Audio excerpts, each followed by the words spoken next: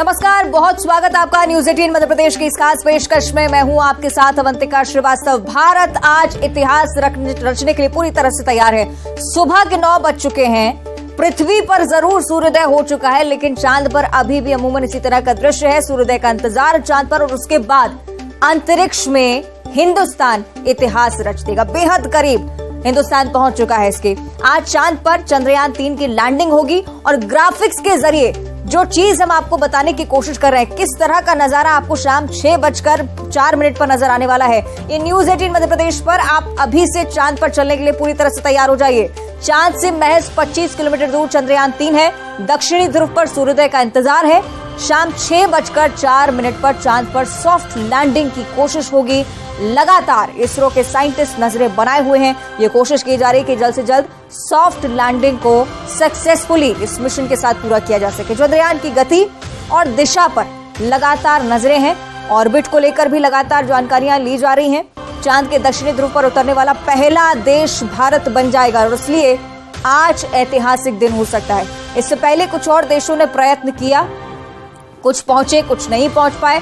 भारत की तरफ से भी पहले 2 प्रयास हुए, लेकिन विफल रहे। इस बार जो इसरो के साइंटिस्ट बताते हैं, पूरी तरह से आश्वस्त हैं कि मिशन सक्सेसफुल होने वाला है और उनके आश्वासन के साथ ही लगातार देशवासियों की दुआएं बढ़ती जा रही हैं। चंद्रयान 3 विक्रम लैंडर रोवर के साथ सॉफ्ट लैंडिंग की तैयारी होगी। शाम 6:04 का समय आप बिल्कुल ध्यान रखिएगा। जिस तरह से न्यूज 18 मध्य प्रदेश छत्तीसगढ़ पर लॉन्चिंग आपने देखी थी चंद्रयान 3 की, और जो मुकाम न सिर्फ भारत बल्कि चंद्रयान 3 की लॉन्चिंग के साथ न्यूज 18 एमपीसीजी ने हासिल किया था, आज लैंडिंग के दौरान भी उसी तरह की सटीक तस्वीरें न्यूज 18 मध्य प्रदेश छत्तीसगढ़ लगातार दिन भर आप तक पहुंचाता रहेगा। एक तरफ इसरो के साइंटिस्ट हैं जो लगातार ये कोशिश करें कि लैंडिंग सॉफ्टली हो सके, और दूसरी तरफ तमाम देशवासी जो कि इसके सक्सेसफुली कामयाब होने के इस मिशन के प्रयास कर रहे हैं, कामनाएं कर रहे हैं। चंद्रयान की लाइव लैंडिंग दिखाने के लिए मध्य प्रदेश, छत्तीसगढ़ समेत अलग अलग राज्यों में तमाम व्यवस्थाएं, लेकिन एमपीसीजी की अगर हम बात करें तो यहाँ पर स्कूलों में खास तरीके से व्यवस्थाएं की गई हैं।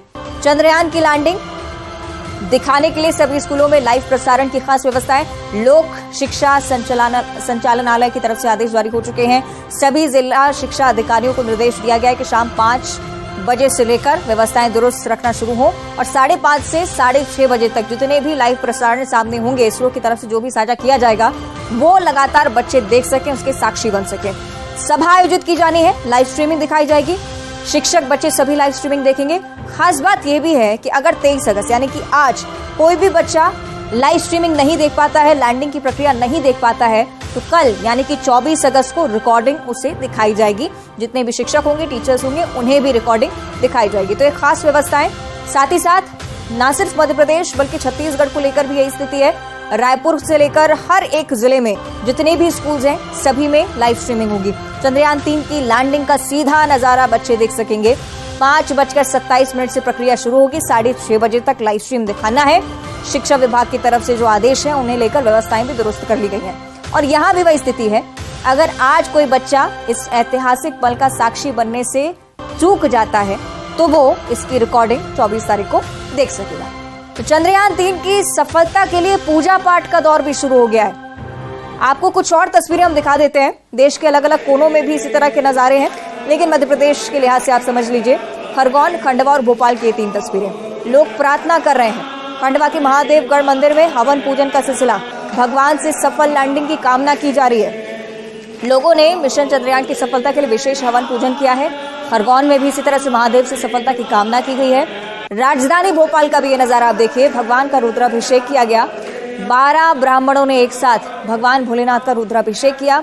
वैज्ञानिकों के साथ साथ आम लोग भी भगवान भोलेनाथ से विक्रम लैंडर की सफल लैंडिंग की कामना करते थे। तो सिलसिलेवार ये तस्वीरें न सिर्फ मध्य प्रदेश, छत्तीसगढ़ की बल्कि अलग अलग जगहों पर इसी तरह का नजारा है। चंद्रयान 3 की सफल लैंडिंग के लिए न सिर्फ मध्य प्रदेश के अलग अलग जिलों में बल्कि अवंतिका नगरी में भी इसी तरह का नजारा। बाबा महाकाल के दरबार में पूजा की गई है। भस्म आरती में श्रद्धालु और पंडितों ने सफलता की कामना की और इसी के लिए लगातार पूजन अर्चन का सिलसिला चलता आ रहा है। ये तस्वीरें आप देखिए, भस्म आरती हर दिन होती ही है, लेकिन आयोजन के साथ साथ इसका दृश्य जरूर बदल जाता है। कई बार आपने 26 जनवरी और 15 अगस्त पर इस तरह की सजावट देखी होगी, लेकिन आज ये तस्वीरें इसलिए भी महत्वपूर्ण क्योंकि चंद्रयान 3 की तस्वीरें पंडित पुजारियों के हाथ में विशेष रुद्राभिषेक बाबा महाकाल का, ये कामना उनसे मांगी जा रही है कि चंद्रयान 3 की सफलतापूर्वक लैंडिंग चांद पर हो सके और देश ये कीर्तिमान रच सके, अन्य देशों को बता सके कि भारत की ताकत क्या है। और सबसे खास बात आज ये भी कि साउथ पोल पर लैंड करने वाला भारत पहला देश बन जाएगा। आप समझ सकते हैं कितना बड़ा दिन इस देश के लिए आज है। शाम को 6:04 पर लैंडिंग है, लेकिन उससे पहले ही ये तस्वीरें जो बेहद ही खास हैं, भारतीय संस्कृति को और ज्यादा कहीं ना कहीं रिफ्लेक्ट करती हैं कि कैसे एक ऐसे मिशन के लिए भी जिसमें साइंटिफिकली सब जुटे हुए हैं, इसरो के साइंटिस्ट भी लगातार निगाहें बनाए हुए हैं, लेकिन हर एक देशवासी एक साथ आ गया है और यही उम्मीद कर रहा है कि जल्द से जल्द लैंडिंग सफलतापूर्वक हो सके। कुछ और अलग अलग जगहों की तस्वीरें, जगदलपुर का भी ये नजारा आप देखिए, जशपुर की भी तस्वीरें आप देखिए। यहाँ पर भी बालाजी मंदिर में सुबह से ही पूजा अर्चना, वैदिक मंत्रोच्चार के साथ चंद्रयान की सफलता के लिए मंदिर में पूजा पाठ चलते हुए चंद्रयान की सफलता के लिए भक्त भगवान बालाजी से प्रार्थना कर रहे हैं।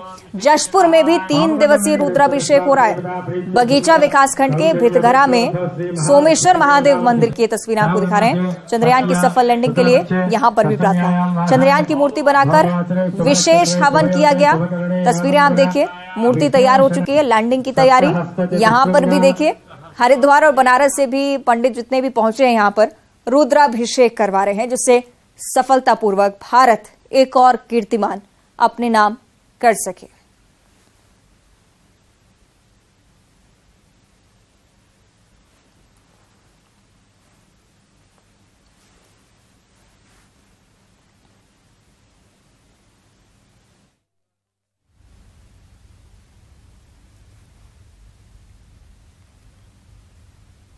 चलिए आगे बढ़ते बात करेंगे कुछ अन्य खबरों की। सबसे पहले खंडवा का जिक्र करेंगे। प्रधानमंत्री नरेंद्र मोदी शंकराचार्य की प्रतिमा का अनावरण जल्द ही कर सकते हैं।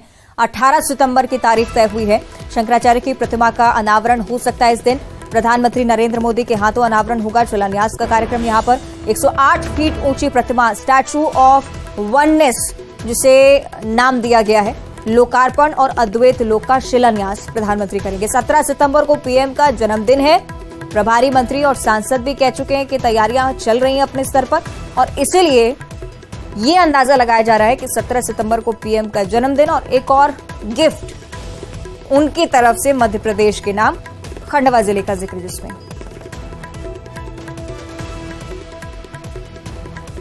चलिए और ज्यादा जानकारी हम लेंगे। प्रशासनिक स्तर पर क्या तैयारियां, ये भी समझ लेते हैं। सहयोगी अमित जायसवाल खंडवा से हमारे साथ लाइव जुड़ चुके हैं। अमित, जरा बताइएगा क्या कुछ तैयारियां हैं, क्या आधिकारिक तौर पर बताया गया है कि पीएम आने वाले हैं?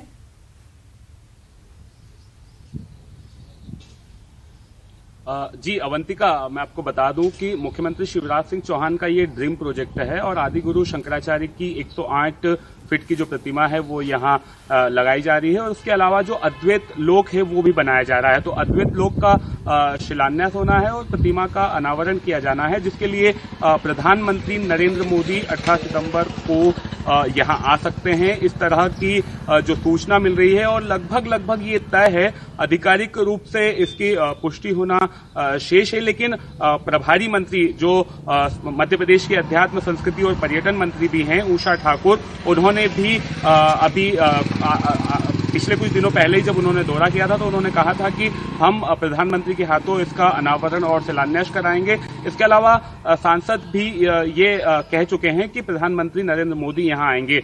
प्रशासनिक स्तर पर अगर तैयारियों की बात करूं तो खंडवा के कलेक्टर, एसपी और जो यहां का प्रशासनिक अमला है, उसके अलावा इंदौर संभाग के जो संभाग आयुक्त हैं, आईजी, लगातार यहां पर जो है दौरे कर रहे हैं और इस काम की प्रगति की मॉनिटरिंग पीएमओ से भी हो रही है। तो इस तरह से हम कह सकते हैं यानी कि प्रशासनिक स्तर पर ये तैयारियां बताती है कि प्रधानमंत्री आ सकते हैं। बहुत शुक्रिया आपका फिलहाल अभी की जानकारी साझा करने के लिए। आने वाले समय में देखना होगा कि किस तरह से कार्यक्रम का आयोजन किया जाता है खंडवा में। बहरहाल बात करेंगे अन्य खबरों की। अंबिकापुर का जिक्र, जहां सीएम भूपेश बघेल के कार्यक्रम से लौट रहे छात्र हादसे का शिकार हो गए। इसमें एक छात्र की जान चली गई जबकि 4 छात्र घायल हो गए।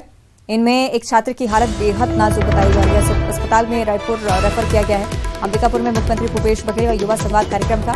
शामिल होने के लिए छात्र पहुंचे थे, लेकिन वापस लौटते हुए हादसे का शिकार हुए। सरकार और प्रशासन पर लापरवाही के आरोप अब लगाए जा रहे हैं। परिजन पर प्रशासन के गंभीरता से नहीं लेने के आरोप परिजनों की तरफ से। सरकार के कार्यक्रम में ऐसी लापरवाही कैसे हो गई, ये एक प्रमुख सवाल। परिजन इसके लिए सीधे सरकार को जिम्मेदार बताते हैं। उनका ये भी कहना है कि इस घटना से सरकार का कुछ नहीं जाता, लेकिन उनके परिवार का बहुत नुकसान हुआ।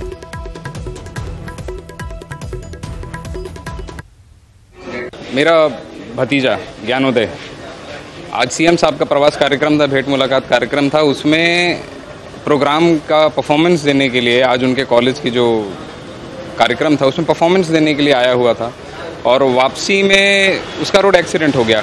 अब ट्रैफिक के कारण हुआ, किन्हीं भी कारण हुआ, ये हम लोग तो थे नहीं, हम लोग बता नहीं सकते। मगर फिर आप ये एक बार कल्पना करके देखिए कि सीएम साहब के कार्यक्रम में कोई बच्चे कॉलेज के परफॉर्म करने आते हैं और उनको ना कोई सुविधा मिली, ना कुछ, ना घर से लाने की कोई व्यवस्था है, ना ले जाने की व्यवस्था है। उनको इस प्रकार से छोड़ दिया गया है कि आप एक बार सोच के देखिए, 16-17 साल के बच्चे परफॉर्म करने आ रहे हैं, 18 साल के बच्चे। शासन को ये व्यवस्था तो करनी चाहिए कि अगर हमारे लिए कोई आ रहा है परफॉर्म करने के लिए, अगर सीएम साहब के लिए कोई आ रहा है परफॉर्म करने के लिए, उसको घर तक तो पहुँचवाएं। वो ये तो शासन प्रशासन की जिम्मेदारी बनती है, मौलिक जिम्मेदारी है, मौलिक जिम्मेदारी है ये कि हम उनको उनके घर तक सुरक्षित पहुंचवाएं। आज जो मेरा अभी भतीजा है, रायपुर रेफर कर दिया गया यहाँ से। अब वो रायपुर में अगर उसकी इलाज ठीक से नहीं हो पाती है तो मेरा तो पूरा नुकसान है। सीएम साहब का क्या गया? उनका कुछ नहीं गया, उनका कुछ नहीं जा रहा है। मगर एक परिवार का एक जवान बेटा, 18 साल का बच्चा, वो जा रहा है, उसका अभी एकदम क्रिटिकल सिचुएशन है। हम लोगों को गंभीरता से इस विषय पर सोचना पड़ेगा कि शासन प्रशासन जनता की मदद करने के लिए है या फिर अपने लिए घूम रहा है। हमको ये सोचना है कि हम किसको वोट देते हैं, क्यों वोट देते हैं, शासन को क्यों लाते हैं कि वो हमको सुविधा दे, हमारे बच्चों को सुविधा दे। और अंबिकापुर में हुई इस दुर्घटना के बाद से सीएम भूपेश बघेल ने भी दुख जाहिर किया है और साथ ही साथ कई सारी घोषणाएं भी सहायता के रूप में उन्होंने की हैं। मृतक छात्रों और आईसीयू में भर्ती घायल छात्रों के परिजनों को 4-4 लाख रुपए सहायता राशि देने की घोषणा और 2 घायलों के समुचित इलाज के लिए जिला प्रशासन को निर्देशित किया है। 1-1 लाख की सहायता राशि उन्हें भी देने का ऐलान मुख्यमंत्री की तरफ से।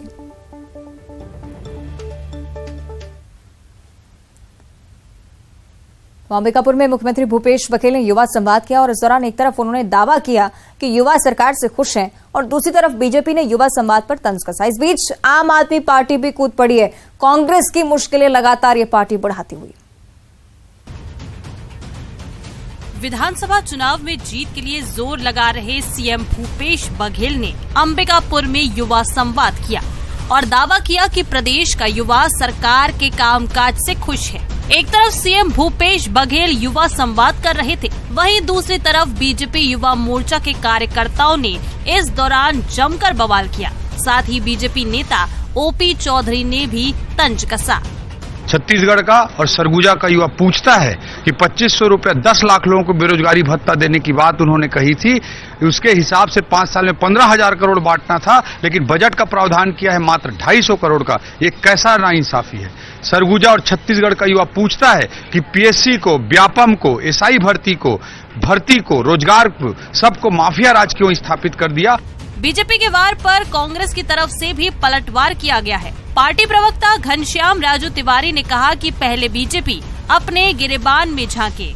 जिस प्रकार से युवाओं के भविष्य की चिंता करते हुए मुख्यमंत्री जी युवाओं से संवाद कर रहे हैं, उनसे चर्चा कर रहे हैं, उनके भविष्य और उनके सपनों को लेकर कहीं न कहीं राह प्रशस्त करने की बात कर रहे हैं। बीजेपी कांग्रेस में जारी आरोप प्रत्यारोप के बीच आप की भी एंट्री हुई और उसने भी सरकार पर जमकर निशाना साधा। पूरी छत्तीसगढ़ की जनता समझ गई है कि इन्होंने जितने भी वादे किए सब के सब केवल इनके जो धोखा पत्र है उस वहीं तक सीमित रह गया। इनका घोषणा पत्र होता नहीं, धोखा पत्र होता है पैदल। कुल मिलाकर तमाम योजनाओं, अभियान और रणनीति के जरिए जीत की जुगत भिड़ा रही सत्ताधारी पार्टी कांग्रेस को कड़ी चुनौती मिल रही है। पहले मुख्य मुकाबला बीजेपी से था, अब आप पार्टी भी नई चुनौती पेश कर रही है। Bureau report, news 18। और छत्तीसगढ़ में जारी चुनावी घमासान के बीच सत्ताधारी पार्टी कांग्रेस को जोरदार झटका लगा है। सनातनी समाज के धर्मगुरु बालदास साहिब और खुशवंत साहिब बीजेपी में शामिल हो चुके हैं। दूसरी तरफ बीजेपी ने अपने घोषित 21 प्रत्याशियों को वोटरों को लुभाने की ट्रेनिंग दी है। छत्तीसगढ़ की सत्ता पर दोबारा वापसी के कवायद में जुटी कांग्रेस को जोरदार झटका लगा है। सतनामी समाज के धर्मगुरु बालदास साहिब और खुशवंत साहिब बीजेपी में शामिल हो गए। दोनों धर्मगुरुओं के साथ बड़ी संख्या में इनके समर्थक भी बीजेपी में शामिल हुए। पूरा 5 साल ठगने का काम किए। लोगों ने सोचा भी 15 साल भारतीय जनता पार्टी की सरकार रही तो बोले ये हुआ वो हुआ, ऐसा करके उनके भुलावे में आ गए। दोनों धर्म गुरुओं के बीजेपी में शामिल होने से पार्टी गदगद है। प्रदेश अध्यक्ष अरुण साव और पूर्व सीएम रमन सिंह इससे पार्टी को फायदा मिलने का दावा कर रहे हैं। तो आज हम सब ना हमारे गुरु के मार्गदर्शन मिल गए है।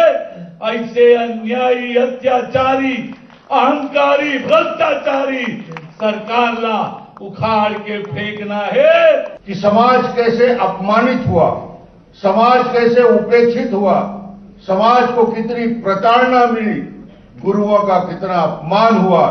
उधर बालक दास और खुशवंत साहिब के बीजेपी में जाने पर कांग्रेस ने तंज कसा।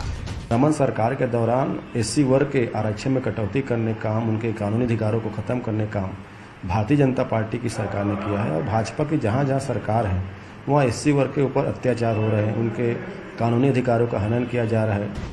बीजेपी ने इन दो धर्म गुरुओं को पार्टी में शामिल कर कांग्रेस पर बढ़त बना ली है। वहीं दूसरी तरफ जिन 21 सीटों पर प्रत्याशियों की घोषणा की गई है उन्हें वोटर्स को साधने का मंत्र दिया जा रहा है।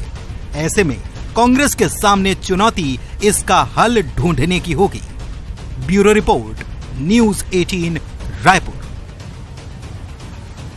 आगे बढ़ते हैं। जशपुर से अगली बड़ी खबर। युवक ने फांसी लगाकर आत्महत्या कर ली है। पत्नी से विवाद के बाद युवक ने फांसी लगाई। घर से कुछ दूर पेड़ पर फांसी से लटका हुआ शव पाया गया है। पत्तलगांव थाने के कछार गांव का ये पूरा मामला। किस वजह से ये सब हुआ है इसकी पड़ताल होना भी पुलिस की तरफ से भी बाकी, लेकिन प्राथमिक तौर पर जो जानकारी सामने आई वो आपके साथ साझा कर रहे हैं। जशपुर का ये मामला है। फांसी लगाकर आत्महत्या करना सामने आया है। प्राथमिक तौर पर यह माना जा रहा है कि पत्नी से विवाद के चलते युवक ने ये कदम उठाया। हालांकि जांच के बाद पूरा मामला स्पष्ट हो पाएगा। घर से कुछ दूर पेड़ पर फांसी पर लटकती हुई लाश पाई गई है। फौरन पुलिस को सूचित किया गया। पुलिस मौके पर पहुंची है। जांच लगातार की जा रही है। पत्थलगांव थाने के कछार गांव का ये पूरा मामला है।